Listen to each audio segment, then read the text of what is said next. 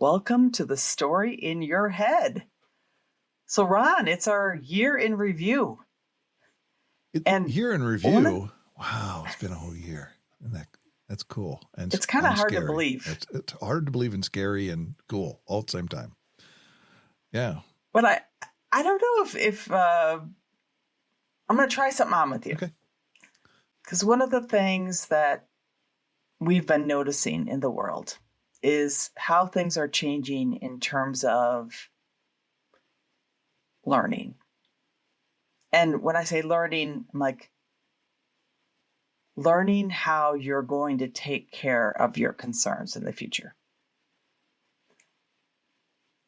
Okay, so I'm thinking about employees and employers. Yep. Okay. And how things are changing in the world and how critical it is that people learn how to learn. So what does that mean to you? What does that look like to you? And how the world is fundamentally changing and what to do?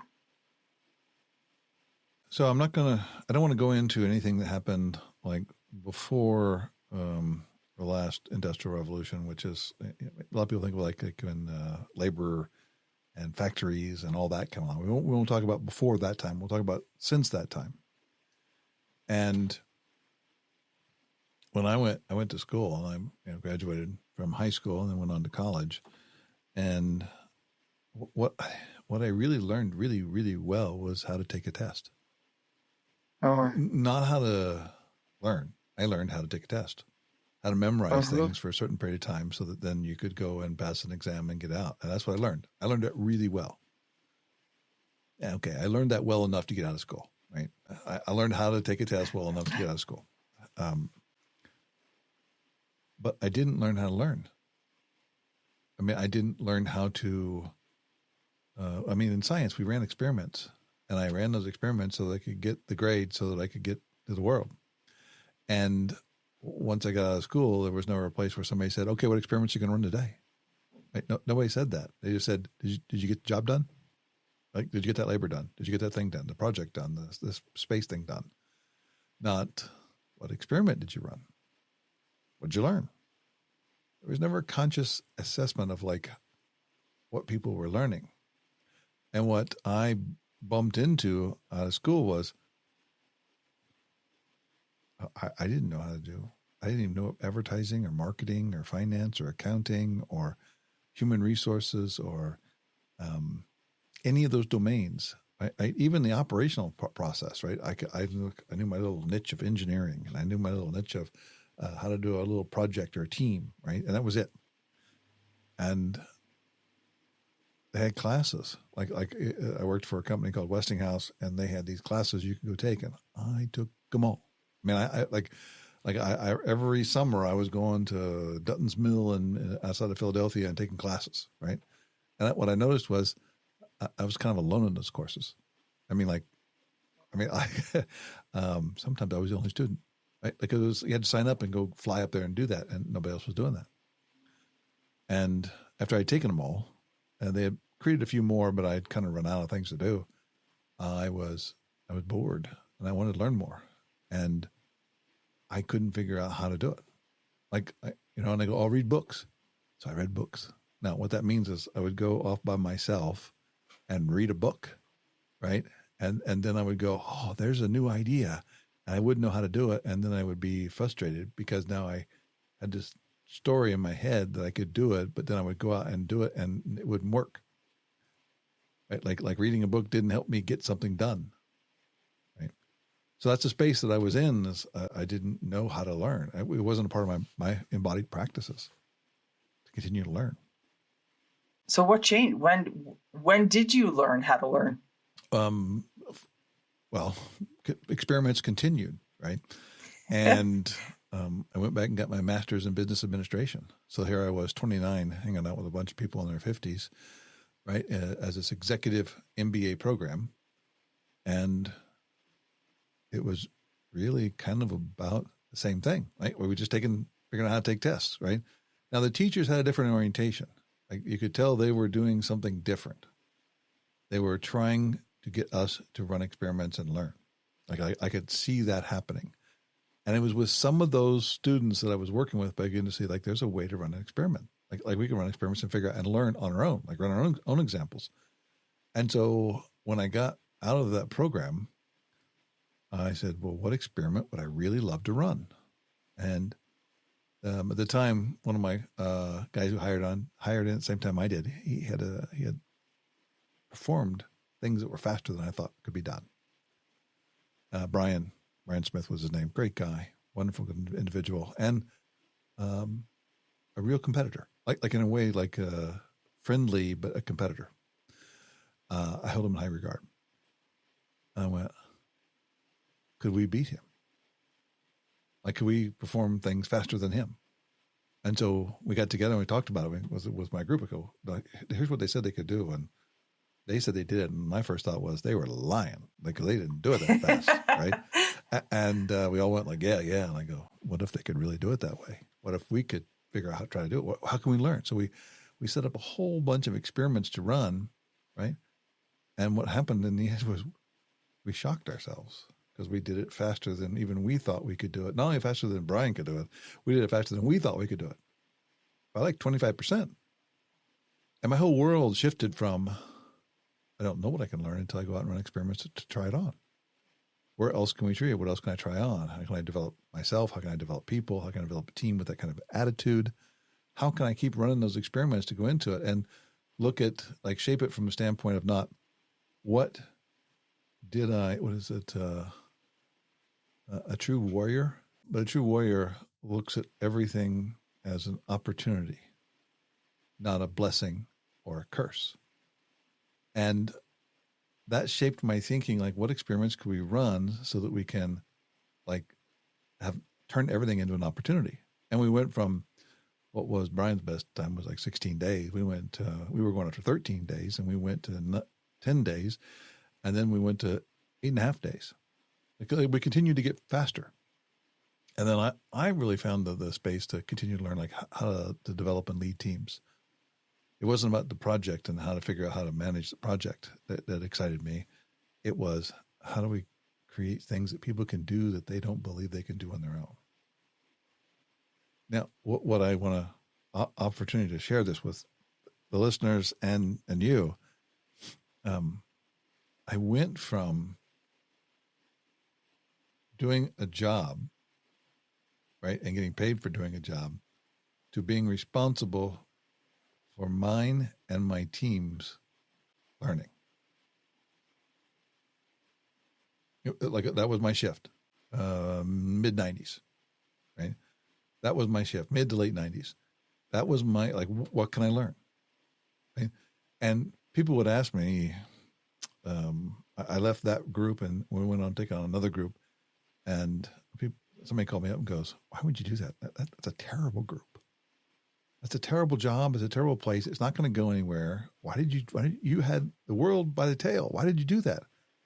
And my response was, because I can learn something over there. I want things that are really, my stand, messed up. I don't want to mess things up. I don't want my team to mess things up. But if somebody else has it messed up or has the assessment is messed up, that's a real opportunity to learn. And I could see that you don't want things that are easy because you're not going to learn anything. And what was shifting for me was, how do I take the responsibility for my own learning and share that with everybody else? What can we learn? What can we learn? How can we continue to grow our capacity, continue to grow what we can do, run experiments, figure out what doesn't work, figure out what does work, how do we modify it, and just keep learning. And that's how I ended up taking on the combustion turbine group. That's how I went on to take a role in Germany, because there was a space where somebody actually said this. That is so messed up over there in that group. And I went, ooh, really messed up? How messed up is it? They just don't know how to do service. And I go, like, I can't imagine that's true, but I'm going to go find out. So I designed an offer to go over and help out. And there were things that they were much better at than we were. And there were things that we were better than them, right? What a wonderful place to learn. And then when I went to come back, I said, well, somebody said, well, that group down in Houston, Texas is last five managers have failed. I went, really? I'm interested. Like, people go like, why would you go do that? Because it's a place to learn. Like, So Ron, I want to ask you a question because that last sentence was the first time I heard you mention anything about failing. And how someone could listen to this is, oh, we designed these experiments and everything turned out great. And we learned. But how did you learn? when I shared, thank you, I think I said the last five managers had failed. Right? Mm-hmm. Yeah. That's because they got pulled out of the job involuntarily. There was an assessment in the organization that those people had failed. Right. And I was going like, cool. Like cool. Like, why would you not want to go into that? It's a place to learn. And then there's a story that I craft is we get results and we can learn from the results. So there's like you go play a football game and you get results. 21-14. Got it. There's the results, right? What do we learn? Now, if you want to go into the playoffs, you got to have a certain number of wins versus losses. But it's all about what you can learn. So I'm triggered because I'm thinking about, do employers have the wherewithal to accept failures as learning? Are you asking me the question whether the employers in the world have the ability to accept failures as learnings? That's the question? I'm looking back on my own learning where there was failure. Sometimes people got fired. Yeah, why would you do that? Let's just run that one to ground. Somebody fails big time. Why would you fire them? The only reason you'd fire them is because you thought someone else could do it better or someone else could actually succeed. That's a story that you could bring in somebody else to do the job, right? But firing somebody because they failed, you just spent a lot of time educating somebody on and running experiments to figure out what doesn't work, and you want to throw them away. Yeah. So that the next guy can go in and fail because they didn't learn the lesson that the guy. Right. Yeah. Well, like that.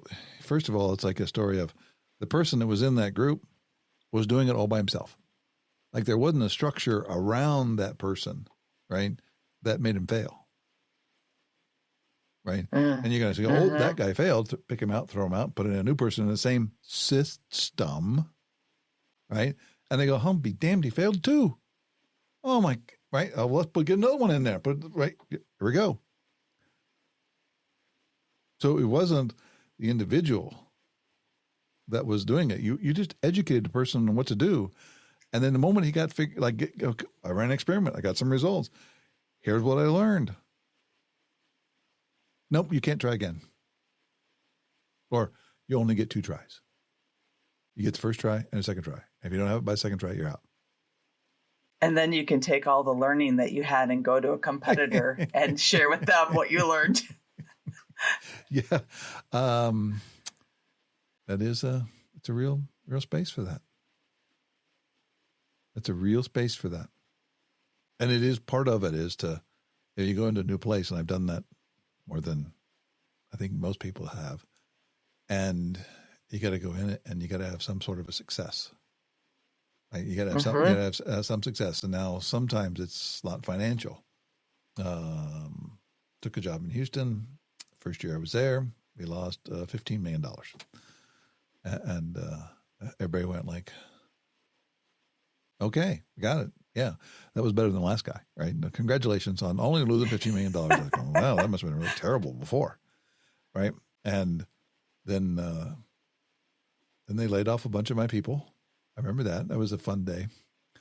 We had hired like 7 or 8 new engineers, and they came in and said, we can't have an engineering class. We're going to lay off all those people. So now every person in the entire organization was scared of losing their job. And Of course, you think of high levels of innovation when Yeah. people Oh, are yeah. scared to Yeah. lose their job, right? Yeah. Well, they're thinking about high levels of innovation of how to create a new job someplace else in case this one doesn't work. Right. Yeah. Right. And like I go, oh, come on, guys. Right. You're killing us. And how do we create a story that people want to be a part of it? Like that's the game, right? And yeah, that's what was into. But we learned as we ran a bunch of small experiments, which the group had never been doing. They'd always been told what to do. You do it this way. And I came in with no history, no background, and we said, you need to run up your own experiments. Like, what are you going to try out? What are you going to do? How are you going to learn? What's going to happen here? What's going to be in that space? And the second year, we broke even, and like the group was like ecstatic, and I'm going like, that's just breaking even. That means we added no value to the company, except for we're still here today, right? And they're going like, yeah, but we've always lost money. I go, that's not the way you look at it, right? It's just not how we orient, right? It's about how do we make sure we produce more value for our owners, right? Than it's like anybody else, so that they want us to be here. They crave us to be here, and they don't want to let us go. What experiments can we run, right? And I had to kind of shield the group from all the questions. Because people were going like, how'd you break even? Right? How'd that happen? What'd you do? Tell me the secret. What'd you hide? Where's that? Right? And I'm just going like, just be quiet. Don't tell any. Don't talk about it. We'll just keep going. Right? Now, I gave them in this world that I had called, we actually renamed the group. So it was one name. We named it something else, but it was really just a group of good people, kind of based out of the Houston, Texas area. And they started to run all their own experiments. They started running them on their own. Like they started running stuff, and they come back because they understood their story, like what they're after. And they each became really responsible for their own area. And we had to kind of, we had to do some, say that, we had to have tryouts. Like we try somebody out here and we go, that's not the right place for them. Like they're not in that world. And so we moved some people around in different places to utilize the assets and the gifts that the people had. And people started to become really confident and successful in what they were doing. And we went on to, one year we made $40 million. Now, what was the difference? And this is what I see is happening more and more in the world. This is part of what we would call, and you could call it teal organizations. You could call it fifth business revolution. You could call it people being able to work together, right, and to create. And they all became responsible. They could do their jobs on like they could run how to learn, how to create, how to be in that space so they could continue to grow every year. Every year they got better. So you took people that came to work, and we've talked about this, neck down, right? I have to be told what to do. Mm-hmm. And you enabled them to see the purpose of their work.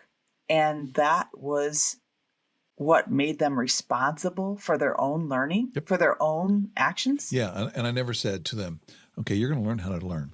And what we're going to do is we're going to have these classes on learning how to learn. And no. Like, where do you learn? I mean, where do you learn? You learn in classroom? No, I learn in doing. Right, out, right, and making big mistakes. Failing, right. And it's one of my, and you probably heard me say it before, but there's a movie, Captain Ron, love the name, right? and Kurt Russell, who's playing Captain Ron, and Martin Short goes, shouldn't we learn how to sail? He goes, nah, anything's going to happen. It's going to happen out there, right? You're not going to learn in the classroom. You learn out in the world, right? So everybody there was in their own learning environment, trying things on, running experiments, trying different things, going in different spaces, and really creating a new space. And people who have never had that responsibility can like be careful with it. Like they're going like, I don't know. It seems like I could screw up and get in trouble and get fired. because Mm-hmm. they just saw a bunch of people run off, right? And but when what you're looking for is that first time somebody fails, right? In fact, I race to failure as fast as I can so that I can get somebody in the room and go, cool, what'd you learn? What showed up? How'd you share that? What would you share to other people from this situation? Right? All right, cool. Get back in there. Right? And then people go like, you're not going to fire him or her? I go, why would I fire them? I just spent all this time and money to educate them. Like they got the Mm-hmm. real life education in the world and they became responsible. And that comes to, I love the Captain Ron quote,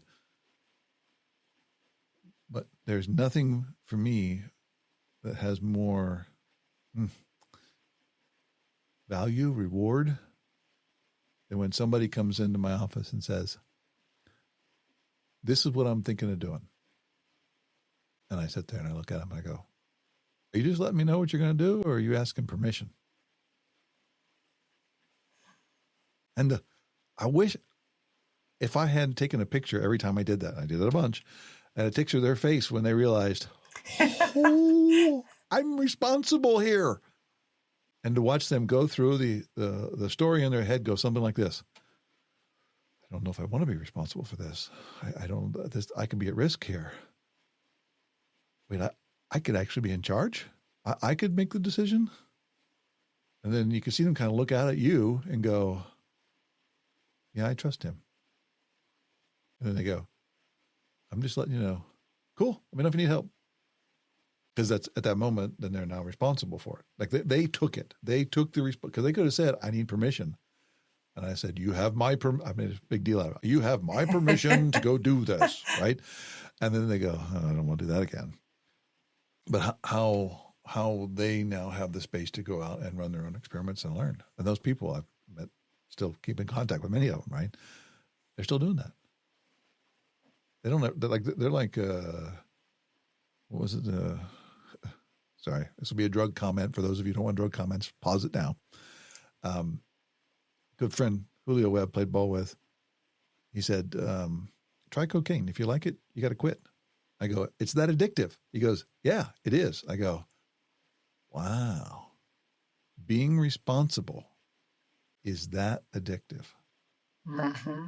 You get to create your world. You don't ever want to give that up. And I've seen people when, like, I left an organization and they made up a new story that they go, I don't have the authority to be responsible anymore. They leave. They go, no, I can't not be there. It's funny because we've spent time this year talking about resenteeism and presenteeism and people like no work Mondays and having a hard time getting people back into the office, right? Like how it appears to me is that these people aren't given the opportunity to learn. They're not all in because they're not being challenged. They're not responsible. So, yeah, why would you want to be there? Why would you want to be someplace where you're told what to do? Yeah. It's safe. Right? No, I'm not saying that it's safe. I'm saying the story they have in their head is that it's safe. Right? Yeah. What is the you could say that if you save money and you put it in a bank, that's safe. Right? And the bank will always pay less than inflation. So is it safe? You're losing money. Every year, your money has a little bit less value. So if you think that getting worse every year just by a little bit is safe, right? It's not safe. Being told what to do means that your value goes down a little bit every year versus growing every year. How it appears is that it's safe for the employer. Oh, until okay, let's dance with that one. Right? Okay, until there's a better option, right? it's really safe for the employer until there's competition, Mm-hmm. right? Once I don't mean competition for the employees.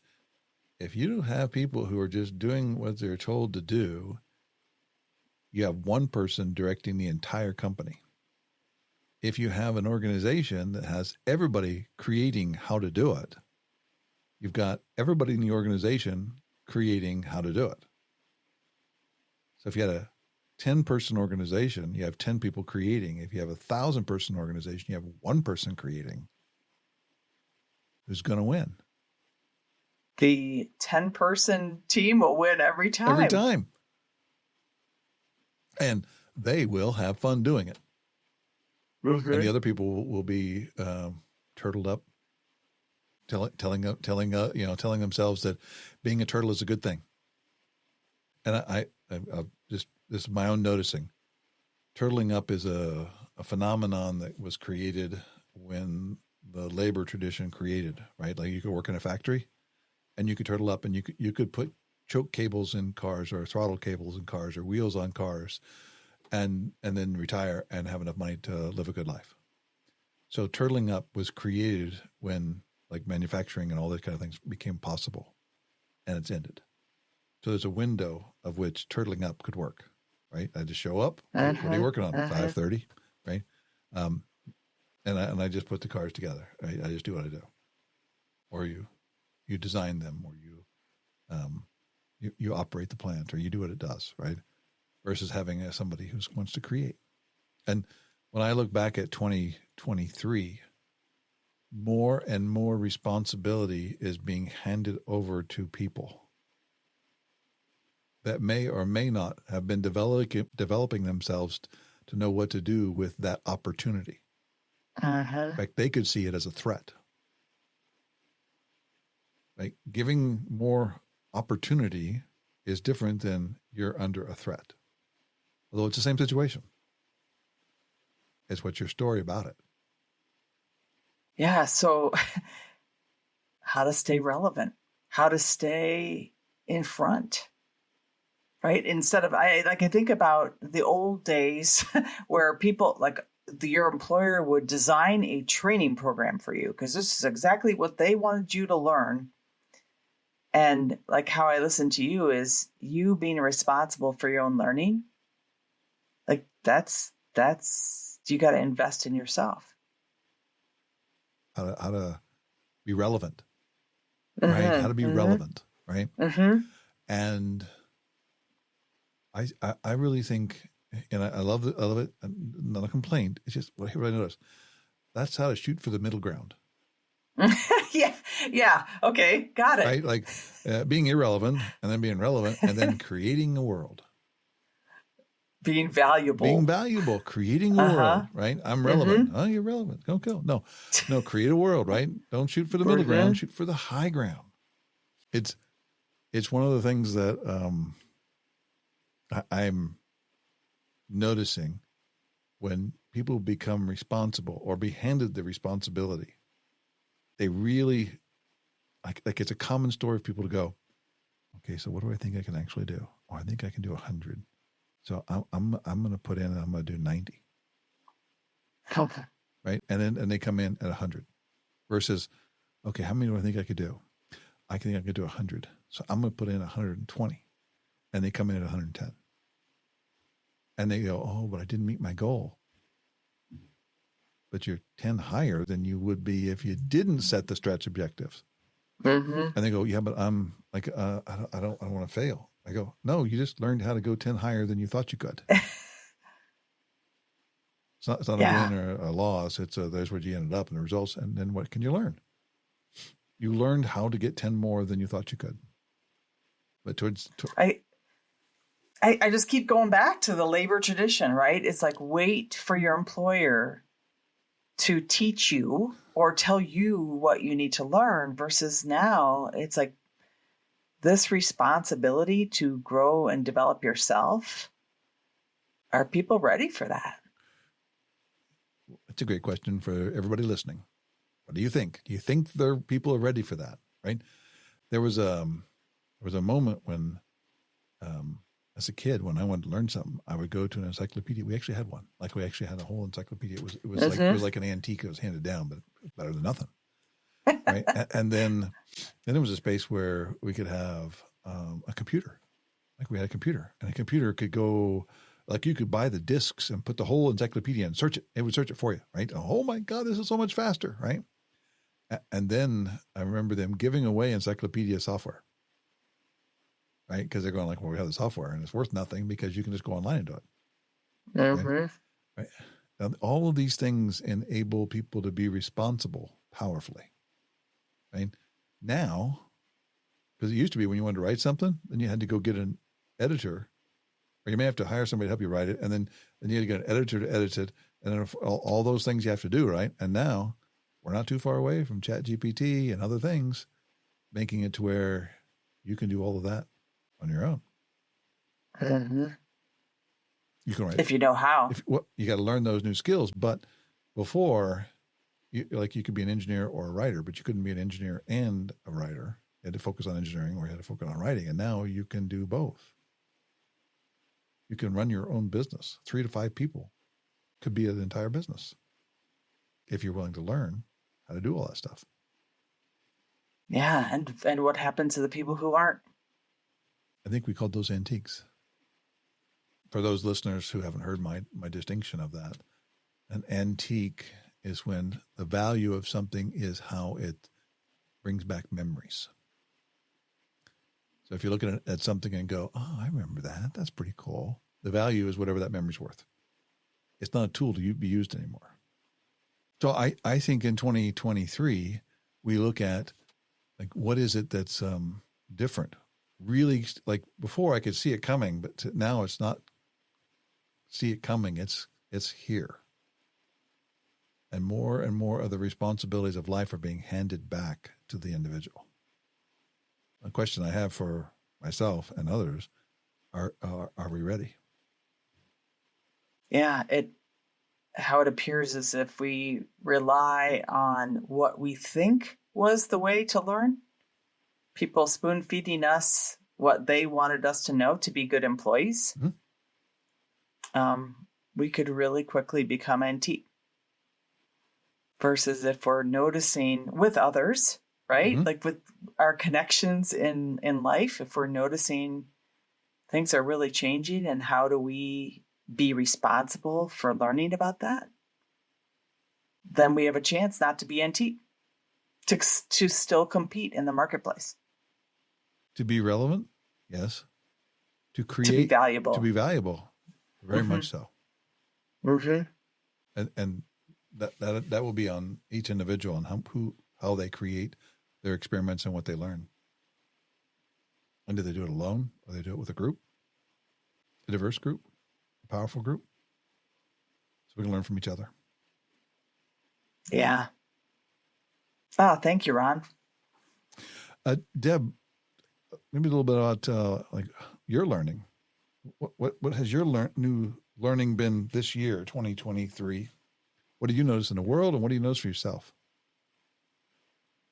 It's funny that throughout my career, right? I started off like an engineer, right? And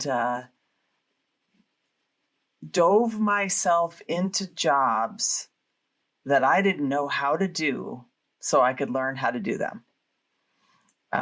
HR, operations, all of these things, like I learned by doing. And that along with my network really did teach me how to learn. And there are things I learn every day that I didn't know how to do before. And it's that skill of learning how to learn new things that will continue to allow me to do whatever I want.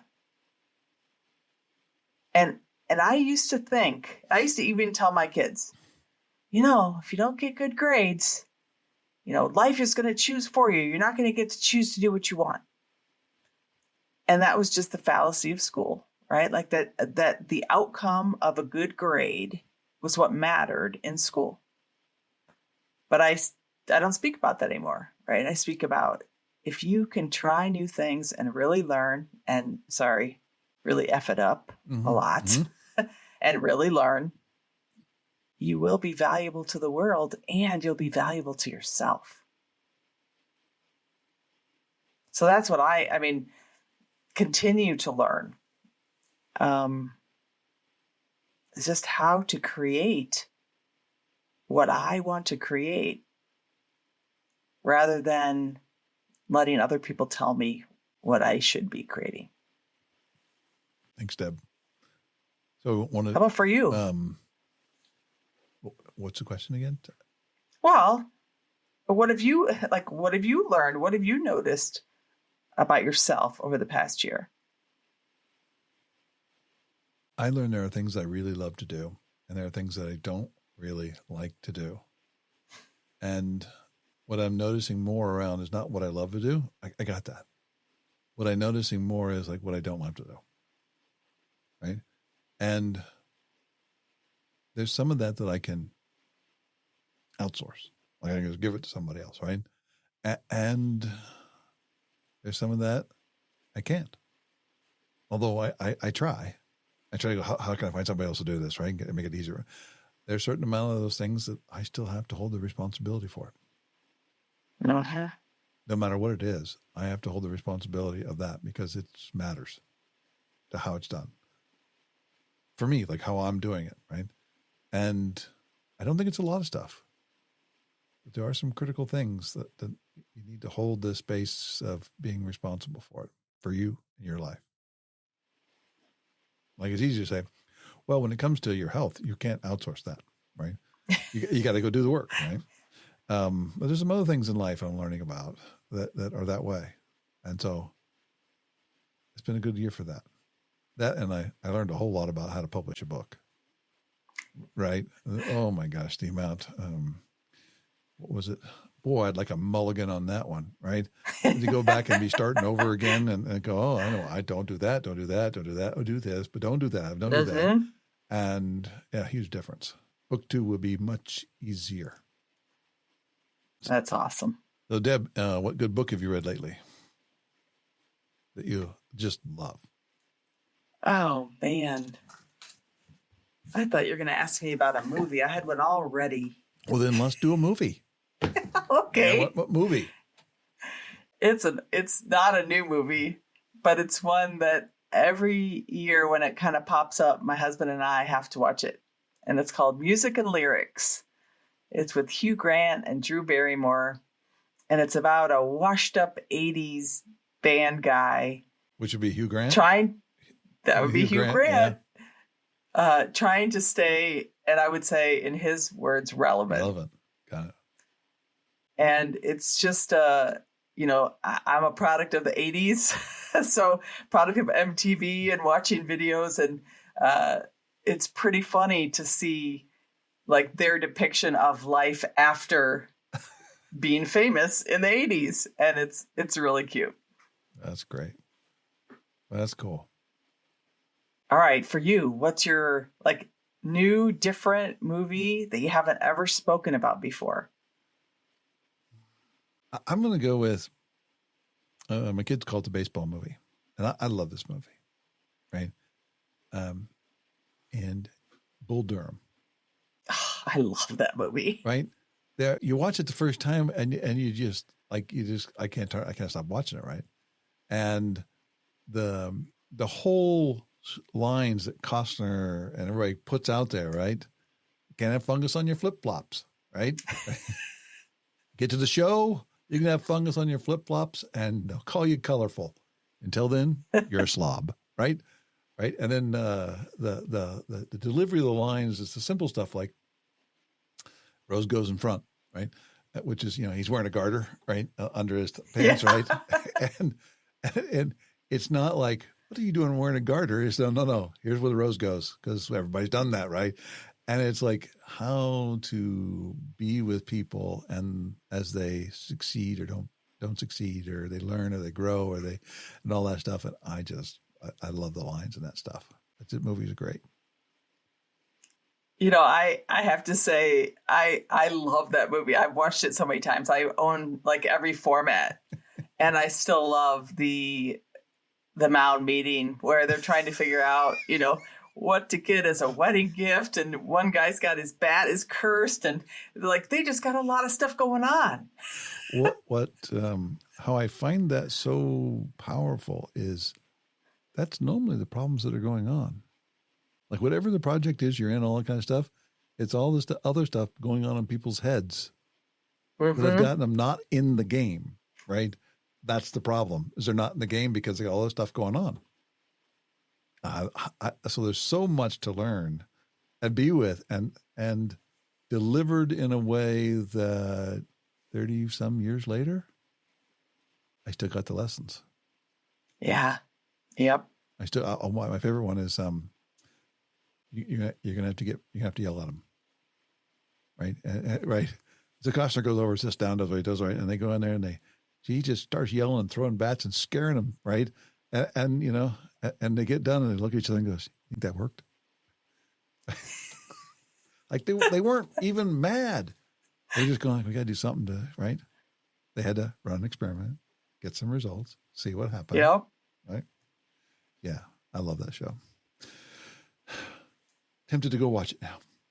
Although Awesome. I haven't seen music and lyrics. Okay. You're going to have to add that. Yeah. Is it on Netflix? Where's it at? Yes. Cool. All right. Deb, thanks. We'll call this the end, right? Thank you, Ron.